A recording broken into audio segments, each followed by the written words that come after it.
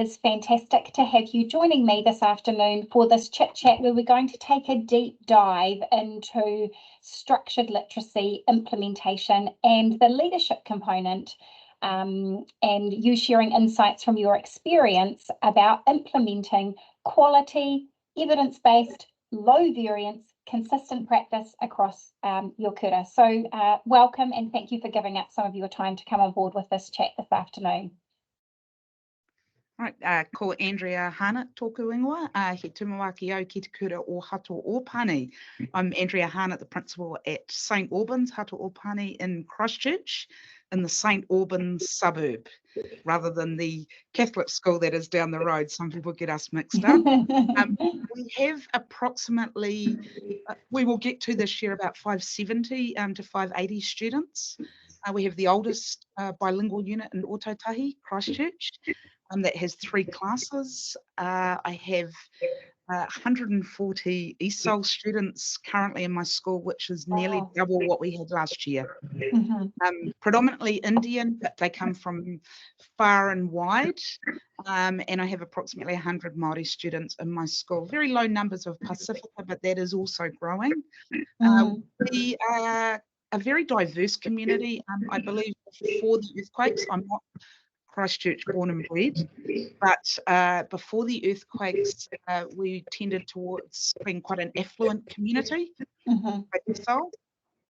and now we are very diverse after the earthquakes. A lot of infill housing, which has brought a migrant community, and I'd say that we have a lot of variance across our kura.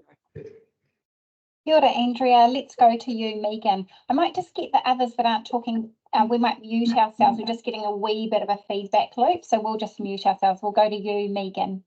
Kia ora, I'm Megan. I'm not a principal as you other two, but I'm the literacy lead teacher at Martinborough School, which is just down the road from Tim. We are a full primary again, so years 0 to 8. Our makeup is pretty much 80-20, so 80-20 New Zealand European and then 20% Māori children. But like Andrea, we've got increasing numbers of Fijian, Chinese, Filipino, a great variety. What else can I tell you? We are a school that was probably rated about a 6 or 7 decile, but probably in reality functioning at a 3 or 4. So the school sits in a beautiful setting, surrounded by very expensive homes, but the bulk of our community not so well off as perhaps our direct neighbours. Thanks, Megan. Let's go to you, Tim. Kia ora. I'm Tim Nelson, the principal of Lakeview School in Masterton. So we're a merged school of 3 schools and quite a controversial merge back in 2004. Megan, I'm going to be talking about you guys a lot in this. Well, I might be doing the same. Carla, I forgot to say our roll is sitting at 270, so we're about half the size of Lakeview. So we're 545, and it will probably get to close to 600 this year. And we're the only school in town that doesn't have an enrolment zone. We like the whole of the donut. And now we're just having one placed upon us at the moment. So we're predominantly New Zealand Māori, 55%, around 30% New Zealand Pākehā, around 10% Pacifica students, and 5%, quite a few Filipinos coming in, quite a few refugees from Pakistan coming in as well. So we were a decile 2, and part of our catchment is considered the lowest social deprivation indexed area in the lower half of the North Island, and that's a large area called the Cameron Block. And yeah, that's Lakeview School. Kia ora, Tim. Thank you so much. Let's talk now about how long you've been on your structured literacy implementation journeys, and what your understanding of structured literacy implementation actually is. So perhaps if we can just sit with you first, Tim, around how long have you been working on your journey and sort of where you're at and what your understanding is in terms of, I'm going to say, what structured literacy actually is. Okay. Oh God, I've got the hard one. I'm going first. I'll hear what everyone else says afterwards and think I've missed out so much. But so we've been looking at this since about around 2022 when we contacted a provider and Learning Solutions actually. And then we initially got into it because I listened to a podcast about literacy success in the UK, and structured literacy was mentioned there. And then we found out that Martinborough School, just 35 kilometres down the road, had been on that journey as well. And that's another full primary. And we simply cannot thank Megan and Craig and everyone at Martinborough School enough. And they're a big part of why we're doing this. So all of our teachers, lots of teacher aides, myself, our board of trustees, all went down to visit the school to have a look, and we loved what we saw. And again, we cannot thank Martinborough School enough. And because we liked what we saw, they made it seem accessible. They didn't hide about any of the challenges that they faced. My staff came back, most of them extremely enthusiastic about it, particularly our seniors. But we also had some coming back who were quite apprehensive about it, and they were mainly our junior teachers who had been teaching literacy in their particular way, mainly a bit of a whole language approach for quite some time. What else have I forgotten to say? So we started using our provider at the beginning of 2023, and we've had Jill in our school almost as a staff member now. She comes to our Christmas do's. She stays at one of our teachers' houses when she comes over from Plymouton, I think, where she lives, since then. And she's been heavily involved in the school, working with staff. And so far we feel really, really successful in terms of uptake from everyone, our students, our staff, and our community, and our board of trustees. Awesome. And Tim, can I ask, has your implementation been dedicated to one kind of section within the school, or have you worked to roll out your implementation across year levels within the school?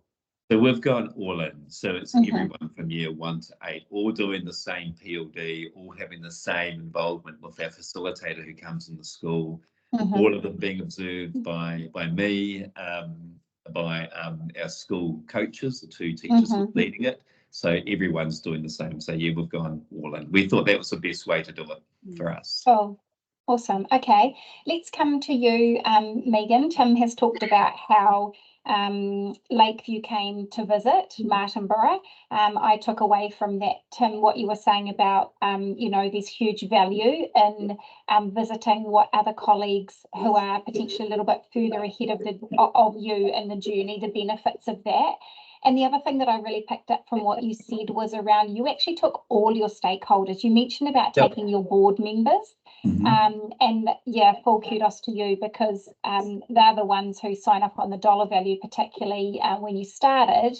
So yeah, that would have been a hugely beneficial move to make, I'm sure.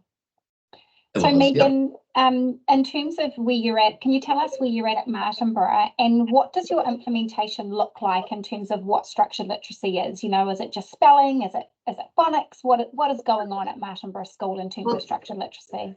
What I'd like to say is so much has even changed since Tim and his staff came down to see us. And I sit from a place where I sit back and I'm just so proud of our staff. And I'd like to say to Tim, these are his words, that's about sharing what works. And so we were lucky enough to go to Holy Family School as a whole staff. So a similar situation to Lakeview coming to us, and that got us all buzzing. So we had dabbled in structured literacy from 2018. So myself and another teacher, we were motivated, and we knew that this was going to work with our juniors. It wasn't until 2021 that we completely, 21, 22, 23, yes, that we came on board throughout the whole school and with a provider. So that was the best way to approach it. Just like Tim said, we went all out. All of our staff did all of the reading, all of the communicating about it, all of the learning that needed to happen, and the knowledge building. So the building of the knowledge was the absolute key before we embarked on the journey. And I think we did a lot of that over our summer holidays before we hit the ground running with small groups. Everyone took a small spelling group, then we branched out to 2 groups and then whole class, and it just grew and grew from there.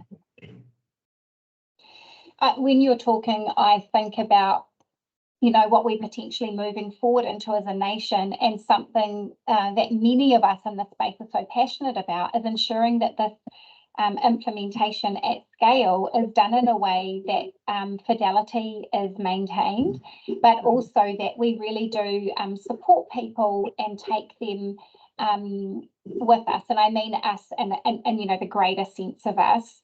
And I listened to how you implemented and you focused on particular areas or aspects at a time. You know, you talked about focusing on spelling and group instruction, and then you might have gone to reading instruction, and you might move into some whole class stuff.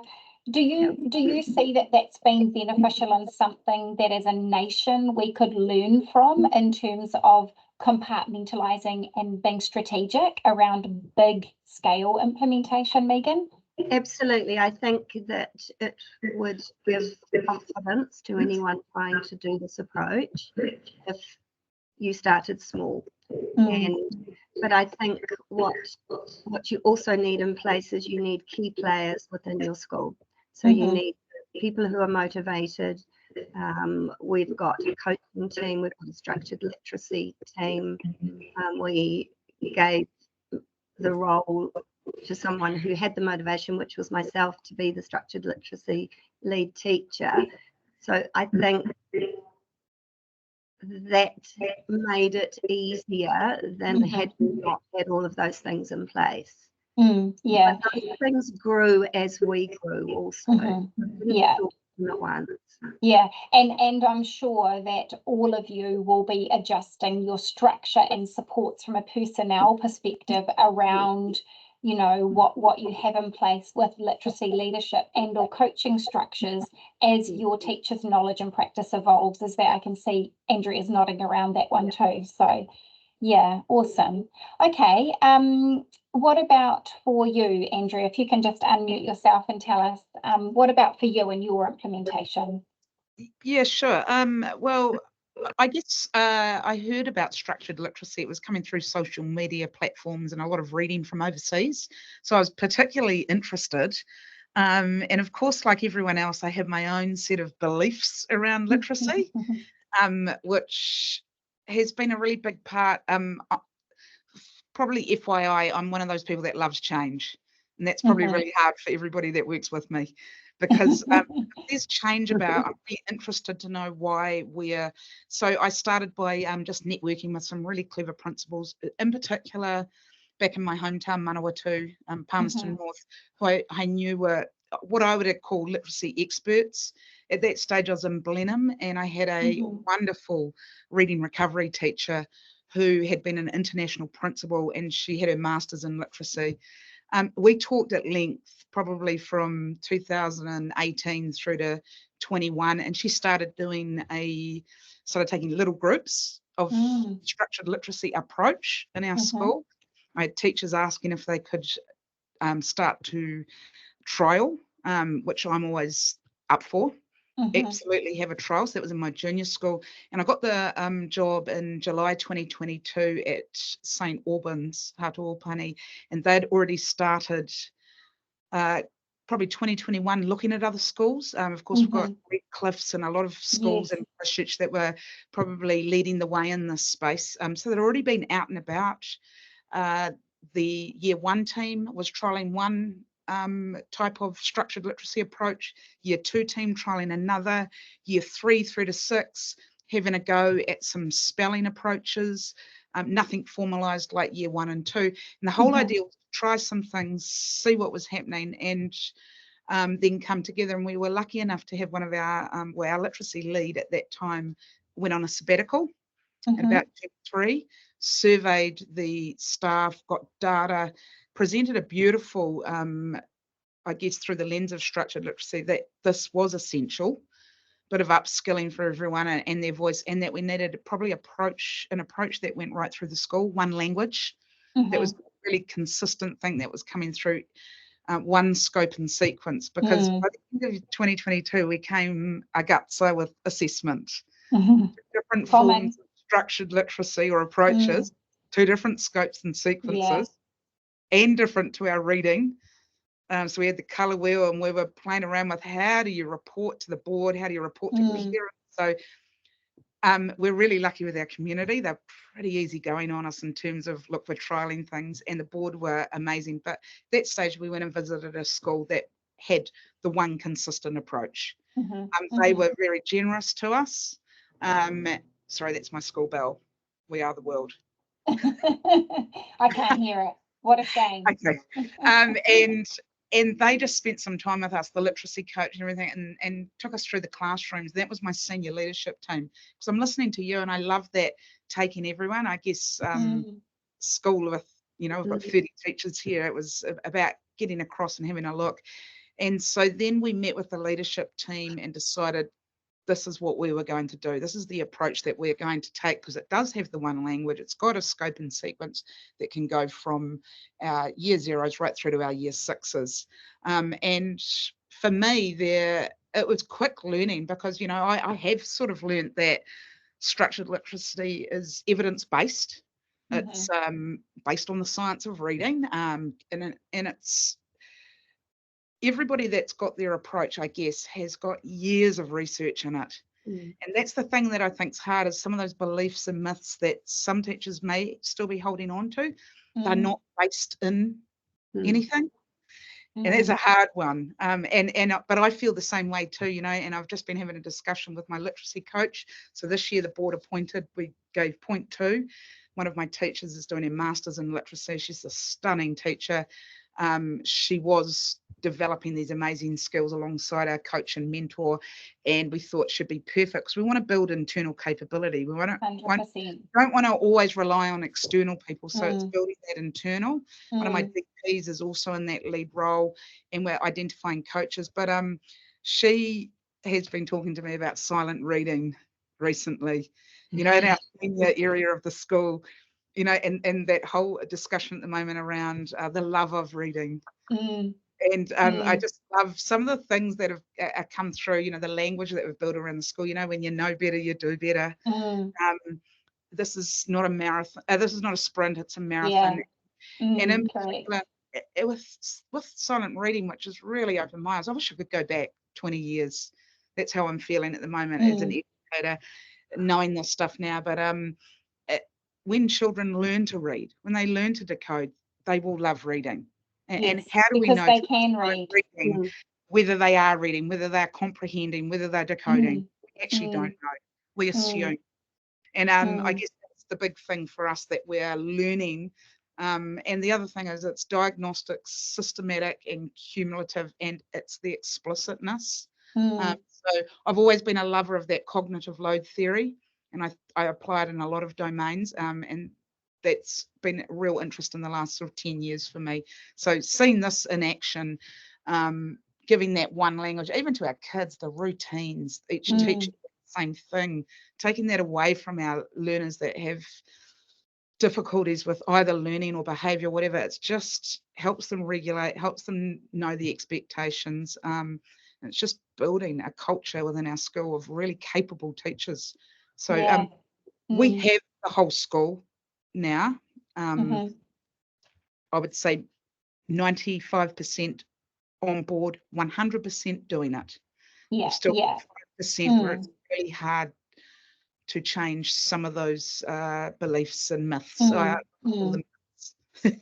And in my experience, Andrea, time supports that, time and supportive coaching and empathy and understanding, because I always come back and say, this is the biggest shift we have ever experienced in our time, I think, around taking a belief system and a way that we were taught to teach children to read, and we were taught literacy, because this is, as we know, bigger than that starting point of teaching children to read, but it is massive. Andrea, sorry, because I actually my first 10 years of teaching was intermediate. Mm-hmm. And it was heartbreaking seeing the kids. I was at quite a low come through. I always say stage 3 numeracy project. They hadn't been shifted on. And I know they were great mathematicians. And the lack of reading comprehension skills and the way I was taught to teach reading, which was probably very limited. But, you know, knowing what I know now and what I'm learning alongside my teachers and the coach and mentor, what a difference it would have made to some of these kids. You know, and they 100%. were just about getting to high school. And I'm like, you know, how are they supposed to succeed? So I really feel very fortunate being in a space where we're starting at year 0. Yes. Yeah, absolutely. I want to pick up on a couple of things that you've mentioned, and you said this was, you know, you came to realise that this actually was essential. I think that the 4 of us sitting in this chit chat today would sit in that place of saying this way of teaching literacy is essential across the year levels. And you talked about one language, you talked about one scope and sequence, you've talked about routines, Andrea, from a place of reducing cognitive load. One of the myths that I often hear, or the pushback that I experience, is around, oh my God, this is so boring, Carla. And like, I still get this with, you know, I'll be in a coaching session myself with schools that I work with, or I've worked with for a little while, and they're like, you know, how do we bring the fun? And I actually say, you're the fun. You're the fun factor. Be it. Own it. Rock the space. Bring your personality to the sessions. But don't deviate from the lesson sequence and go down a rabbit hole that with all due respect, you're actually not experienced to go down at this point in time. And that sounds a little bit gnarly and harsh, but this is not drill and kill, it is drill and skill. And I'm interested for us to just quickly to explore, what's your experience been in building up consistent delivery methods within your schools? What have you seen in teacher confidence when they learn to teach and deliver sessions in spelling, in reading, in chronological awareness, and maybe in writing, when they learn to deliver those in a really explicit way? What have you seen and heard from your teachers? Anyone can jump in here. Confidence, incredible confidence. So I can confidently say that we have 100% delivery and 100% uptake of this way of teaching. So I know that I can walk into any classroom at any set time of the day, knowing what the timetable is, knowing that, for example, all the middle school and the senior school do their structured literacy in the first part of the day. I know that every junior class after morning tea does theirs.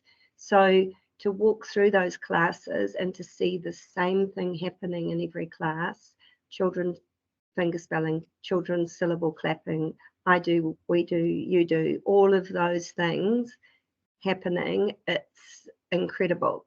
We've been lucky enough to have 3 new staff members this year, and I think they are so, I'm going to use the word lucky but it's not actually the right word, but they're fortunate to be going into an environment where they have seen this. So they've gone and observed their peers, and I'm astonished at how quickly they have taken it on, way quicker than we did right back in the early days. So, and I think that has huge value because they are in an environment where this is the expected way to teach, the expected way to behave. The children know what to expect. And I think that's one of the biggest takeaways as a school. What about you, Tim? You're on mute. Oh, you're on mute. Sorry, pretty much like what Megan said. I love seeing the consistency across the classrooms. I've been to observe it happening, and in many cases, I'm seeing the same thing happening again and again and again. And I'm also seeing incredibly happy children doing that same thing again and again and again. And I might hear that from other colleagues that perhaps there's a lack of flexibility in this, but where's the fun in doing a worksheet that you've got from Sunshine Online or wherever the night before to teach a lesson. I love the structure of the program, and our staff do.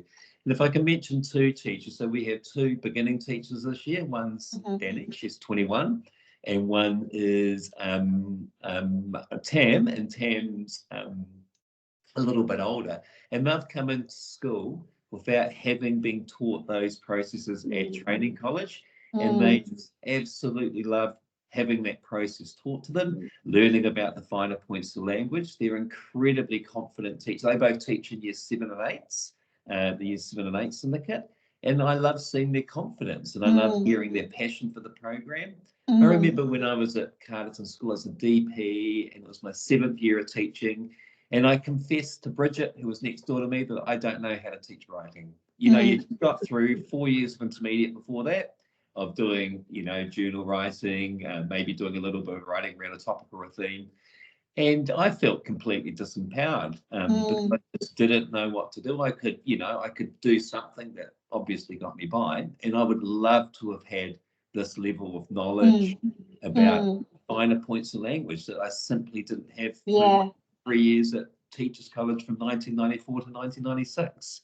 So pretty much what Megan said, and I again could not speak more highly of the consistency of the program. Before this, I had no doubt in my mind that none of our teachers knew what was happening in the syndicate above or below them, and sometimes even in the same class next door to them.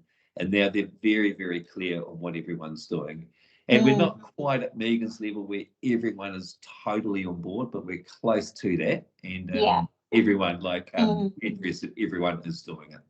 And that's a moving feast, isn't it? In terms of, you know, we have changes in personnel, and so the literacy leadership component is such an important stronghold from a consistency, but a sustainability approach. You know, like we have to build the core, and then as people come and go, we can strengthen that core and move it forward.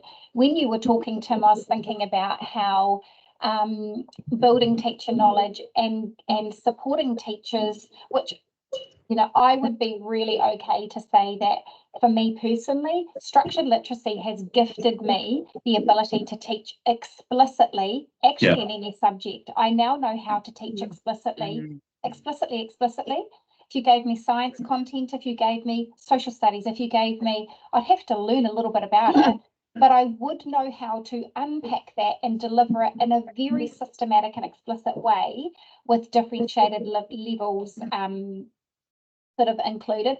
I didn't know how to do that, truly know how to do that with confidence and ability before I learnt about the science of learning and the principles and elements of structured literacy.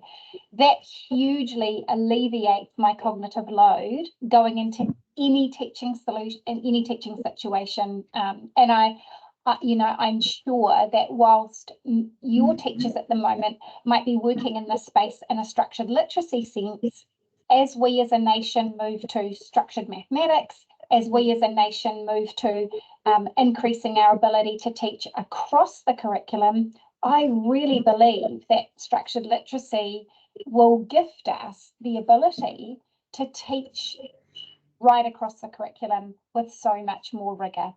Andrea, what are your thoughts around the delivery and what structured literacy has gifted us? Yeah, I'm going to probably just add to what they've said. Absolutely seen the same things, but you know, new teachers coming in, and we've now got rigour. We've got an identified way of teaching a specific language. We've got examples around them.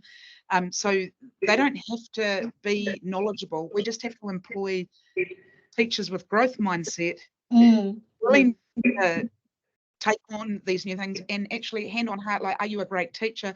We've got the structure now with structured literacy to teach great reading teachers. I've got no doubt. Changes that I see around the leadership table in particular, but in the staff room. And this is what I'd say out there to any principal who's pushing back, going, we've got great reading results, or this is not for us, we should be able to pick. And I get all that, because it's hard when you're told what to do.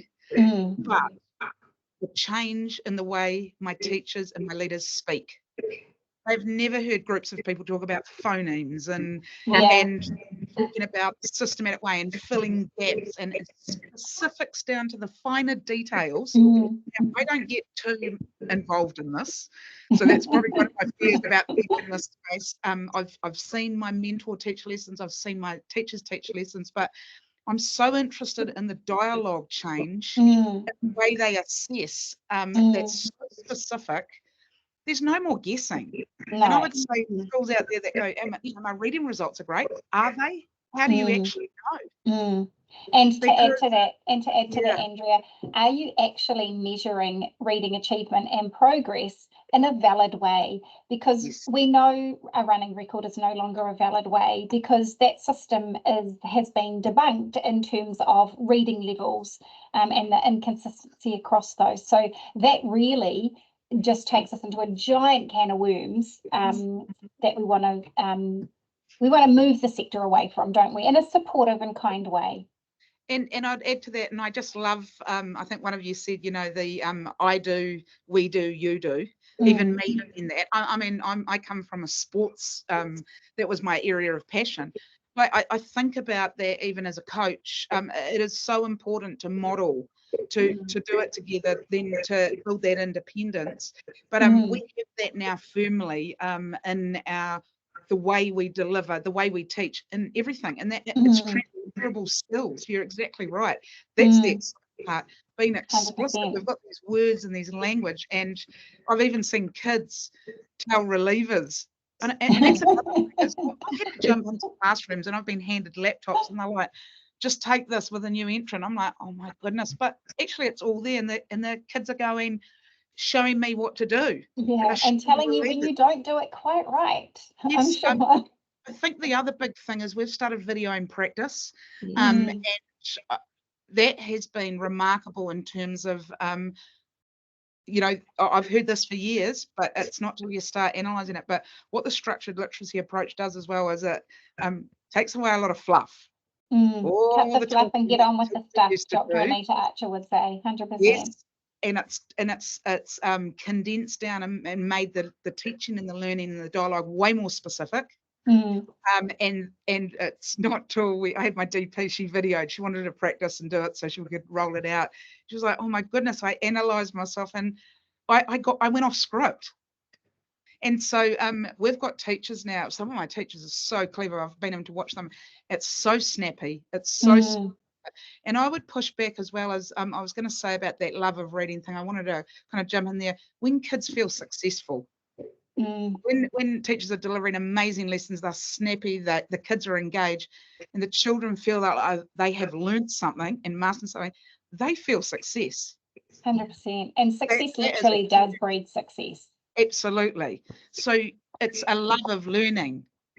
As well, not just a love of reading. So silent reading and reading what you want and all of that free stuff, I don't necessarily agree with that love of reading argument any longer. I think love of learning, love of success, seeing yourself as a learner successful, and that's all children. 100%. Thank you for sharing that. There are many school leaders out there that are, going to be embarking on being told this is the way forward. And one of the things that I really look forward to is for us, those of us that are a little bit further down the track, really actually stopping in our tracks and thinking about what we can do across the sector to support those people who may be feeling uncertain, who may be unsure, who are not at the same place in terms of their level of understanding or, dare I say, acceptance. What would each of your sort of recommendations be, coming from, of course, that place of support and empathy to help take those colleagues with us for the betterment of nationwide literacy results? Because I always say to people, this is bigger than one person, this is bigger than one school, this is bigger than one region. We are all collectively in this space because we want Aotearoa to regain that place on the worldwide stakes as a leading country and achieve top literacy results, right? So what what are some recommendations that you might put out for those that are just starting out? I'll share a couple of things. I can't remember the name of it. There's a phenomenal podcast that was produced by that reporter in the United States. Emily Hanford's Sold a Story. That's it. I'd recommend that staff have a listen to that. Also listen to her same interview on the Kim Hill radio show that was done last year in 2023. But I do other things, like I've written a few notes here. I would really access a proven provider with a proven record, and I talk to other schools about who they use. For example, we did speak to Megan and Craig at Martin Borough School, and we got a recommendation with a provider we're really, really happy with. We also, I think a really important thing that we did was send all of our teachers and staff and board, I think the board went, I know that we intended to go, to Martin Borough School to actually see the program in action and hear people talking about how things weren't always easy to start with, because it isn't easy and it's still quite hard. But it's hard and people are buying into it, which makes it even more, it proves even more how valuable it is. I would definitely, as a principal, go and see things happening, and definitely in your own school. I've been into all of the classes to see structured nursery lessons, but I'd go to other schools as well and see what was happening there as a school leader. And I would also be happy to pay it forward. Like if we had the benefit of Martin Borough School, I mean, we weren't lucky enough to go to Wanaka, Megan. Martin Borough is pretty nice, but we go there all the time anyway. But we would, I think, sharing like what Martin Borough did for us, we feel that we should share for other schools, having a look around. And again, I can't go back again to how important it is to get a good PLD provider and talk to other schools about who they use, because I'm sure there'll be a lot emerging out of the woodwork now. And you need to find out what those people are like, what their programs are like, but definitely talk to other schools about what works. So those would be my recommendations. And also just remind people again that there's nothing wrong with structure. I think New Zealanders are scared of structure. They want to do their own thing. They want to invent the same thing year after year after year. But I love structure. Our students love structure. Our staff love structure, and it's getting proven results from having structure. And like you said, Carla, you can still be fun with structure. Yeah, 100%. Yeah, so those would be our recommendations from Lakeview. Megan. I completely agree. I think getting out and seeing what was happening was the biggest turning point for us, because we were sitting in a place where we thought what we were doing was okay, but then to see Holy Family School deliver something right throughout the whole school, we were blown away. So definitely absolutely sharing, accepting when schools contact you and say, can we come and have a look? Say yes, absolutely say yes. Getting the community on board is key as well. So for us, our community were quite hard to get to come to things. So I established a parent information session, which I contact every new parent of the new entrants, any new families to the school, and I do an information session with them. And it's so beautiful watching those mums and dads nodding their heads and picking up the resources and looking at them and saying, I wish that we'd learnt like this. I wish that I'd learnt to spell. I wish that I knew what I was reading when I was reading it. So that's been very powerful for us, and our community are 100% on board with us. It's incredible, because that is a common trend right across the country, with and parents often providing feedback, which all of you have probably heard, like, but this is so logical, like what's the issue with it? That's probably one of the most common things that I hear back from parents. Let's go to you, Andrea. Yeah, mine probably was around resourcing. I would add to that, visiting other schools, letting schools come and see you, and even when things aren't going well, sharing the challenges, because you're exactly right, there are challenges. Like we in primary schools are quite time poor.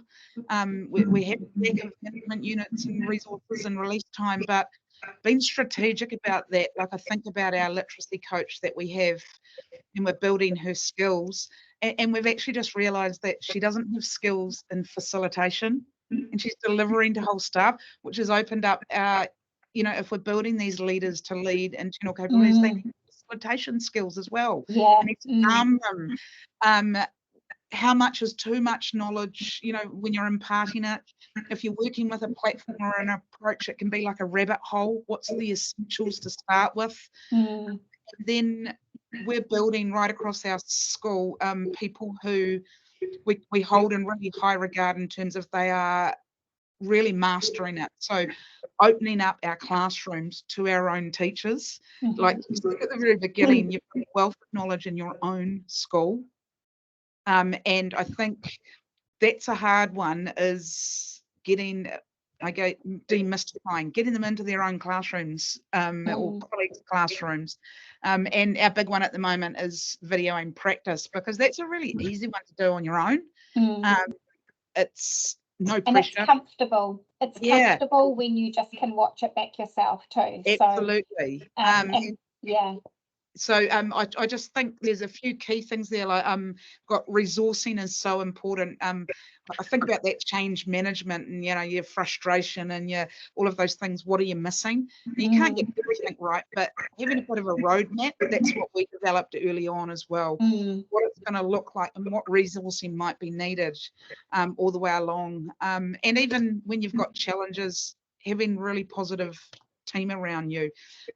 Our whole senior management team, our whole leadership team really invested time in making sure, and I think this is a big one for me, is are my team leaders aware that it is their job to set a positive climate? Yeah, nice. And set the narrative, and giving them canned responses for when people do push back. Nice. So we've built some of those into what we do, just maybe not as strategic as I'd like, but that's some of the stuff that's working for us. And those elements are elements that as a leader, we're always working in that space, aren't we? We're always listening, eyes and ears on the ground, and what are we hearing and what are we noticing and how could we support and do that better? One of the things that's going on in my head as I listen to the three of you talk, I'm like, wow, this is a great chat, because what we're talking about is transformational change leadership actually. And, how do we do this in a way? And I just have to come back and say, again, I think structured literacy has gifted us the opportunity to raise the bar nationwide. It's gifted us the opportunity to really think about, because it means so much to all of us on this call, how do we do this in a way that we take people with us? How do we do this in a way? And when I say people with us, like you said, Megan, your community, like you said, Tim, your board of trustees, like you're saying, Andrea, like how do I upskill and provide a bit of a career pathway in school and build facilitation capability and leadership and experience with those experts within a school? Because you're dead right. We don't want to have to be having external people forever. We need to build the capability within the ground floor sector. What an incredible chat. I'm really, really looking forward to pulling this one apart and to sharing it with other people to listen to your words of wisdom. Thank you so much to the three of you for sharing your knowledge, your expertise. I'm going to say also for what you've said about the paying it forward, but there is a really clear trend of your vulnerability as leaders in this space. None of you are on this call and professing to be the font of all from a leadership space. You are all really, really clearly portraying yourselves as leaders who are committed, but in that ever learning space. And I really want to thank you and commend you. I feel motivated by that myself. It's really inspiring to have had this chat with you. So thank you so much. I really hope this is going to be valuable for many people. For our listeners who are listening to this, my next chit chat is going to be with Nancy Hennessy, who is the queen of defining structured literacy. So I'm really, really looking forward to her coming on and sharing her expertise, and really looking forward, hopefully, maybe to seeing the three of you at the symposium coming up in either Auckland or Wellington. in August, where we have our international experts coming to join us.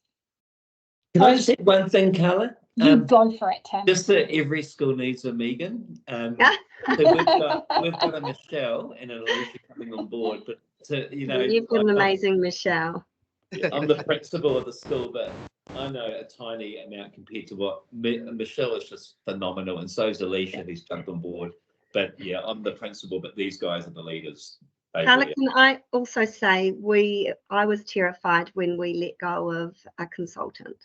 So we were so lucky to have someone come into our school for 3 and a bit years, and it's been okay. It's been amazing. And so it should be. Yeah. So it should be. That's a good sign. We want to get to the point where we make ourselves actually obsolete, if I'm honest. We want to do ourselves out of a job. That's our goal. I mean, we couldn't do without the platform and everything that it brings to us, but we've now built capability within the leadership. And I think that's the key. And congratulations, because that doesn't come from just having a consultant. That comes from a partnership of collaboration and considered leadership as well as what that consultant adds. It's not one or the other. It's very much a combination that gets you to that place. So yeah, well done. Do you want to have a final parting shot too, Andrea? Or are you all good?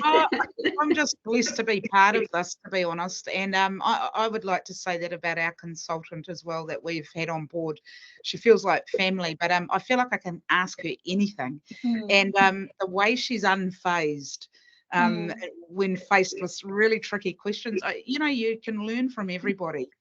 It doesn't matter whether it's one of my junior teachers all the way through to a consultant. I've learned so much about not just structured literacy, but about learning and making sure we are learners forever. Yeah.